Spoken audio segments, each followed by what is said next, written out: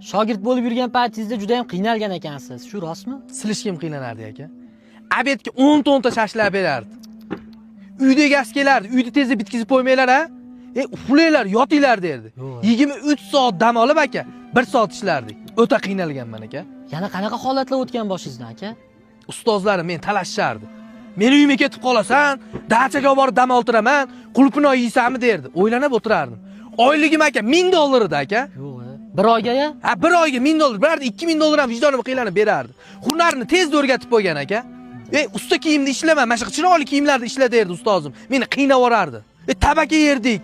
Qozonga olib berdik, shashlik yerdik. Shashlikka yosh meddam tegib ketgan. Ha, bir oltin polton olib kelib ber. Piyoda yurish sog'inardim aka. Xo'rlanganman shogirdlik paytimda. Ustoz tanlashda adashmagan ekansiz. Sizlar ham adashib qolmanglar aka. Mana kech paytga qozonga olib aytib qo'yibdi ustozim. Qanaqa vijdonli ustoz bor? Qoyil. Sog' bo'linglar. Yomon qiynalganman aka.